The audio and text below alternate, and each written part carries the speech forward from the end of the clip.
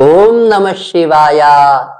ವೀಕ್ಷಕರೇ, ಇವತ್ತಿನ ವಿಷಯ ಶ್ರೀ ಗಾಣಗಾಪುರ ಕ್ಷೇತ್ರ, ಶ್ರೀ ದತ್ತಾತ್ರೇಯ ಸ್ವಾಮಿ ಕ್ಷೇತ್ರ.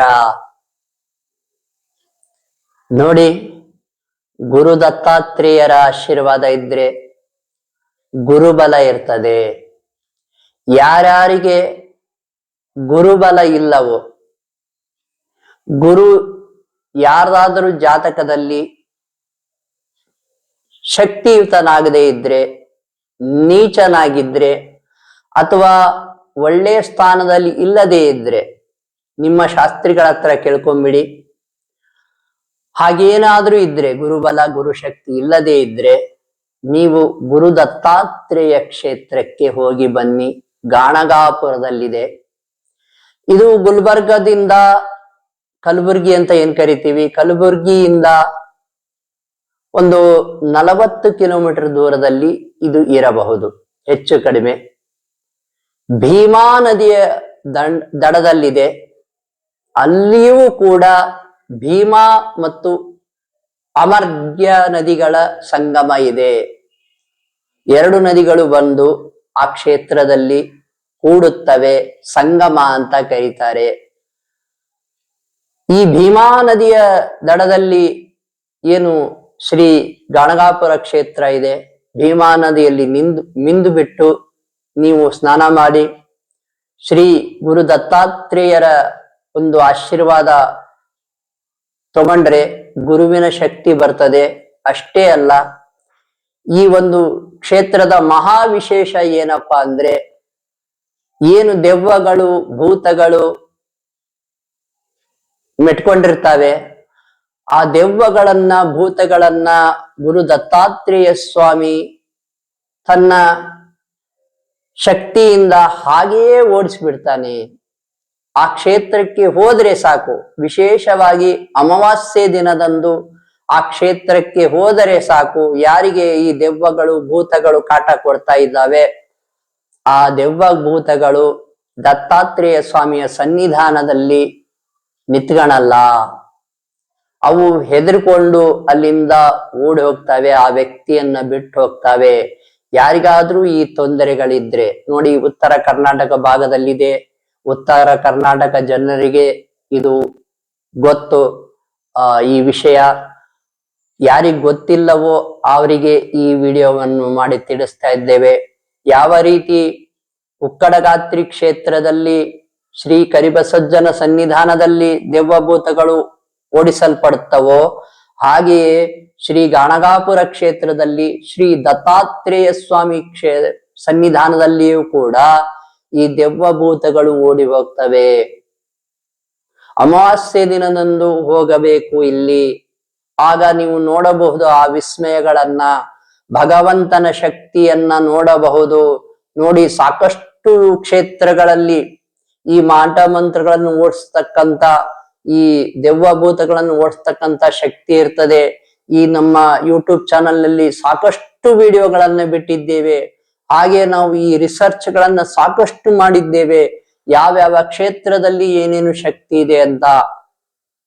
ಅದರಲ್ಲೂ ಕೂಡ ಈ ಶ್ರೀ ದತ್ತಾತ್ರೇಯ ಸನ್ನಿಧಾನದಲ್ಲಿ ಈ ಮಾಟ ಮಂತ್ರ ನಿವಾರಣೆಗೆ, ಈ ದೆವ್ವ ಭೂತಗಳನ್ನು ಓಡಿಸ್ಲಿಕ್ಕೆ, ಈ ಗಾಳಿ ಮೆಟ್ಕೊಂಡಿದೆ, ಗಾಳಿ ಬಡ್ಕೊಂಡಿದೆ ಅಂತ ಏನ್ ಕರೀತಾರೆ, ಅದನ್ನ ಓಡಿಸ್ಲಿಕ್ಕೆ ವಿಶೇಷವಾದ ಕ್ಷೇತ್ರ ಇದು.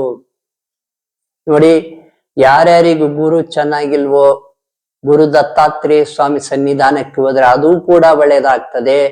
ಮತ್ತು ಯಾರ್ಯಾರಿಗಾದ್ರೂ ಈ ದೆವ್ವ ಭೂತಗಳ ತೊಂದರೆ ಕೊಡ್ತಾ ಇದ್ರೆ, ನಿಮ್ಮ ಮನೆಗಳಿಗೆ ತೊಂದರೆ ಇದ್ರೆ, ಯಾರಿಗಾದ್ರೂ ನಿಮ್ಮ ಮನೆಯಲ್ಲಿ ತೊಂದರೆ ಇದ್ರೆ ಈ ವಿಷಯವಾಗಿ, ಅಲ್ಲಿ ನೀವು ಅಮಾವಾಸ್ಯೆ ದಿನದಂದು ಕರ್ಕೊಂಡು ಹೋದ್ರೆ ಆ ದೆವ್ವ ಭೂತಗಳು ಅವ್ರನ್ನ ಬಿಟ್ಟು ಹೋಗ್ತವೆ.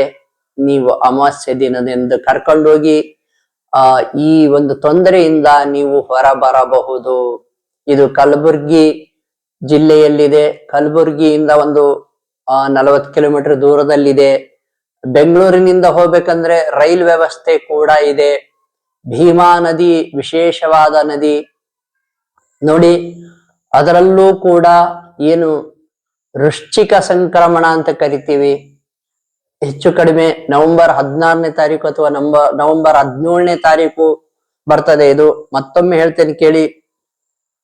ಯಾವ ರೀತಿ ಮಕರ ಸಂಕ್ರಮಣ ಅಂತ ಕರಿತೀರಲ್ಲ, ಮಕರ ಸಂಕ್ರಮಣ ಅಂದ್ರೆ ಅರ್ಥ ಮಕರ ರಾಶಿಗೆ ಸೂರ್ಯ ಪ್ರವೇಶವಾದ ದಿನದಂದು ಮಕರ ಸಂಕ್ರಮಣ ಅಂತ ಕರಿತೇವೆ. ಹಾಗೆ ವೃಶ್ಚಿಕ ಸಂಕ್ರಮಣ ಅಂದ್ರೆ ವೃಶ್ಚಿಕ ರಾಶಿಗೆ ಸೂರ್ಯ ಪ್ರವೇಶವಾದ ದಿನವನ್ನ ವೃಶ್ಚಿಕ ಸಂಕ್ರಮಣ ಅಂತ ಕರಿತೇವೆ. ಆ ದಿನದಂದು ಹೆಚ್ಚು ಕಡಿಮೆ ಯಾವಾಗ ಬರುತ್ತಪ್ಪ ಇದು ಅಂದ್ರೆ ನವೆಂಬರ್ 16 ಅಥವಾ ನವೆಂಬರ್ 17. ತುಂಬಾ ವಿಶಿಷ್ಟ ವಿಷಯ, ಇದನ್ನು ನಾವು ತಿಳಿಸ್ತಾ ಇದ್ದೇವೆ. ಸಾಕಷ್ಟು ಜನರಿಗೆ ಗೊತ್ತಿರಲ್ಲ. ಆ ದಿನದಂದು ಆ ಭೀಮಾ ನದಿಯಲ್ಲಿ ಮಿಂದರೆ ತುಂಬಾ ಒಳಿತು. ವೃಶ್ಚಿಕ ಸಂಕ್ರಮಣ ದಿನದಂದು ಭೀಮಾ ನದಿಯಲ್ಲಿ ಸ್ನಾನ ಮಾಡಿದ್ರೆ ತುಂಬಾ ವಿಶೇಷ. ನೋಡಿ, ಎಲ್ಲಾ ಸಂಕ್ರಮಣಗಳಲ್ಲೂ ಕೂಡ ನದಿಯ ಸ್ನಾನ ವಿಶೇಷವಾಗಿರ್ತದೆ. ಭೀಮಾ ನದಿಯಲ್ಲಿ ವೃಶ್ಚಿಕ ಸಂಕ್ರಮಣದಂದು ಮಾಡಿದ್ರೆ ತುಂಬಾ ವಿಶೇಷ. ಸ್ನಾನ ಮಾಡಿದ್ರೆ ಈ ಗುರು ದತ್ತಾತ್ರೇಯ ಕ್ಷೇತ್ರಕ್ಕೆ ನೀವು ಒಮ್ಮೆ ಭೇಟಿ ಕೊಡಿ. ಗುರುಗಳ ಶ್ರೀ ದತ್ತಾತ್ರೇಯ ಸ್ವಾಮಿಯ ದಿವ್ಯ ಆಶೀರ್ವಾದ ಅನುಗ್ರಹ ನಿಮಗೆ ಸಿಗಲಿ ಅಂತ ನಾನು ಕೂಡ ಭಗವಂತನಲ್ಲಿ ಪ್ರಾರ್ಥಿಸುತ್ತೇನೆ. ವೀಕ್ಷಕರೇ, ನಮ್ಮ ಜ್ಯೋತಿಷ್ಯ ಜೈ ಹೋ ಯೂಟ್ಯೂಬ್ ಚಾನಲ್ಗೆ ಸಾಕಷ್ಟು ಜನ ಕರೆ ಮಾಡಿದ್ದೀರಾ. ಮಾಟ ಮಂತ್ರ, ಭಾನಾಮತಿ, ಏನ್ ಆತ್ಮಗಳ ಪ್ರಯೋಗ ವಿರುದ್ಧ ಹೇಗೆ ಹೋರಾಡಬಹುದು ಮತ್ತು ಹೇಗೆ ಗೆಲ್ಲಬಹುದು ಅಂತ ನಾವು ತಿಳಿಸಿದ್ದೇವೆ. ಮಂತ್ರಗಳ ಮುಖೇನ ಮತ್ತು ಮಂದಿರಗಳ ದರ್ಶನ. ಆ ದೇವಸ್ಥಾನಗಳಿಗೆ ಹೋದ್ರೆ ಸಾಕು, ಅಲ್ಲಿ ಕುತ್ಕೊಂಡ್ರೆ ಸಾಕು, ಈ ಮಾಟ ಮಂತ್ರ ಶಕ್ತಿಗಳಿಗೆ ಹೆದರಿಕೆ ಆಗ್ತದೆ.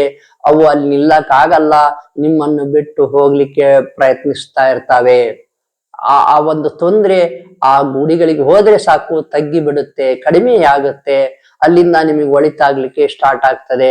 ಸಾಕಷ್ಟು ಜನರನ್ನ ಕಳಿಸಿದ್ದೇನೆ. ಅವ್ರು ಹೌದು ಹೋಗಿ ಬಂದ ಆ ಗುಡಿಗಳಿಗೆ, ಹೌದು ಗುರುಗಳೇ ನೀವು ಹೇಳಿದ್ಮೇಲೆ ಹೋಗಿ ಬಂದ್ವಿ, ನಮಗೆ ಒಳ್ಳೇದಾಗ್ತಾ ಇದೆ ಅಂತ ತಿಳಿಸಿದ್ದಾರೆ. ಹಾಗೆ ಮಂತ್ರಗಳ ಮುಖೇನ ಯಾರ ಕೈಲಿ ಹೋಗಕ್ಕಾಗಲ್ವೋ ಮಂತ್ರಗಳನ್ನ ಧ್ಯಾನ ಮಾಡಿ ಅದ್ರ ಮುಖೇನ ಒಂದು ಶಕ್ತಿಯನ್ನ ನಿಮ್ಮ ಆಂತರಿಕ, ನಿಮ್ಮ ದೇಹದಲ್ಲಿ ಶಕ್ತಿಯನ್ನು ಹೆಚ್ಚಿಗೆ ಮಾಡ್ಕೊಂಡ್ಬಿಡಿ. ನಿಮ್ಮ ಕಣಕಣದಲ್ಲೂ ಶಕ್ತಿಯ ಪ್ರವಾಹ ಆಗ್ತದೆ. ಆಗಲೂ ಕೂಡ ಈ ಮಾಟ ಮಂತ್ರಗಳು ಏನು ಆತ್ಮಗಳ ಪ್ರಯೋಗ ಆಗಿರುತ್ತೆ, ಆತ್ಮಗಳು ಹೆದರ್ಕೊಂಡು ಅವಕ್ಕೆ ತುಂಬಾ ಕಿರಿಕಿರಿ ಆಗ್ತದೆ, ತುಂಬಾ ಪೆಟ್ಟು ಬೀಳ್ತದೆ, ತುಂಬಾ ನೋವಾಗ್ತದೆ, ಅವು ನಿಮ್ಮನ್ನ ಬಿಟ್ಟು ಹೋಗ್ತವೆ. ವೀಕ್ಷಕರೇ, ನಮ್ಮ ಯೂಟ್ಯೂಬ್ ಚಾನಲ್ಗೆ ನೀವು ಕರೆ ಮಾಡಬಹುದು, ನಾವು ಸಲಹೆ ನೀಡ್ತೇವೆ. ಶುಭವಾಗಲಿ.